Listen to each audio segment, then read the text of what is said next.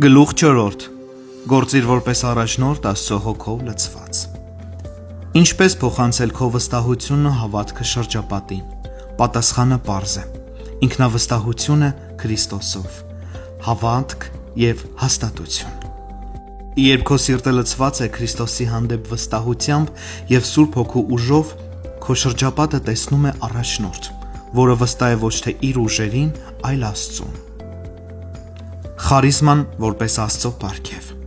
Ուժեղ առաջնորդները կրում են այն շուղացող լույսը, որն Աստված է դրել նրանց մեջ։ Դա խարիզման է, իշխանություն առանց բռնության, հեզություն առանց թուլության, վստահություն առանց հպարտության։ Ովքեր հպարտանում են, թող հպարտանան Տիրոջով։ 2 Կորինթացիներին 10:17։ Որքան շատ ես վստահում Քրիստոսին, այնքան ավելի բնական ես ղեկավարում, չտիրանալով, այլ ծառայելով։ Մի փակվիր քո մեջ, բաց պահիր քո սիրտը մարդկանց համար։ Որպես առաջնորդ դու չպետք է փակվես կամ մեկուսանաս։ Հիսուսը միշտ բաց էր մարդկանց համար, լսում էր նրանց ցավերը, կարիքները, կիսում նրանց տկարությունները։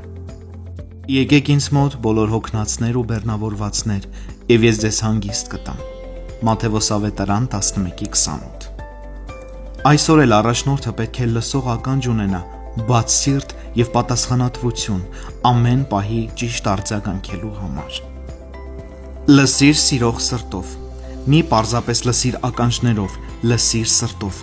Աստված մեզ հորդորում է, արագ լինենք լսելու, դանդաղ խոսելու մեջ։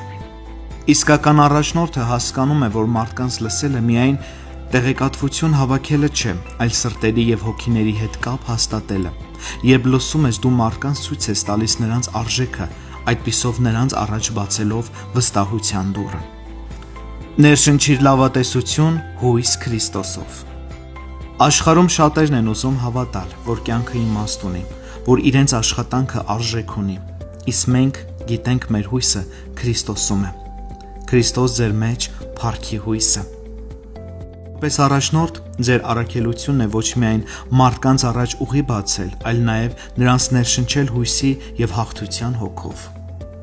Երբ գործերը դժվարանում են, առաջնորդը պետք է լինի կայուն, վստահելի եւ ասի. Աստված մեր հետ է եւ մենք կհաղթահարենք։ Իսկական առաջնորդը գործում է ոչ թե իր փառքի համար, այլ Աստծո կամքը կատարելու համար՝ ի բարօրություն մարդկանց։ Ով կամենում է մեծ լինել ձեր մեջ, թող ձեր ծառան լինի։ Երբ ձեր առաջնորդությունը հիմնված է Աստծո խոսքի, Սուրբ Հոգու զորության եւ սիրո վրա, դու կդառնաս այն լույսը, որ ուրիշները կհետևեն դեպի կյանք, հույս եւ հավիտենություն, դեպի Հիսուս Քրիստոս։ Առաջնորդության ուղեցույց։ Առաջին.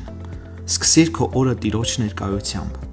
Քո գործերը Տիրոջը հանձնիր եւ քո մտադրությունները կհաստատվեն։ Առակաց 16:3։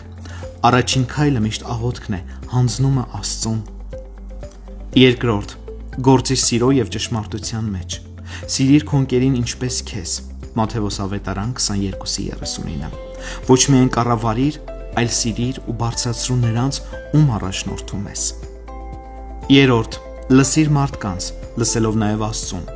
Աստվածաշունչը սովորեցնում է իմանալ, կարդալ նաեւ սրտերի ձայնը։ Մի վախեցիր լսելու ցավը, մտահոգությունները եւ երազանքները։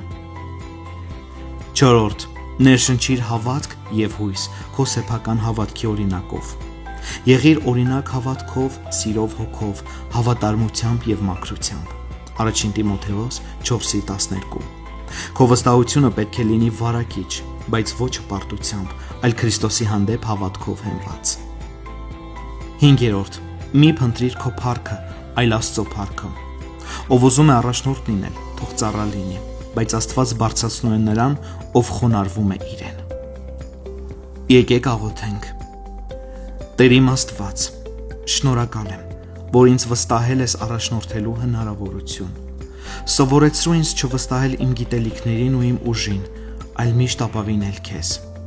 Լցրու իմ սիրտը սիրով, իմ շուրթերը ճշմարտությամբ եւ իմ ձեռքերը ծառայությամբ։ Ուղղիր ինձ լինել լույս, ուրախություն եւ վստահության աղբյուր նրանց համար, ովքեր քայլում են իմ կողքին։ Օգնիր, որ ամեն քայլում փառավորեմ քեզ միայն, որ առաջնորդեմ ոչ իմ նպատակներով, այլ քո կամքով։ Աղոթում եմ Հիսուս Քրիստոսի անունով։ Ամեն։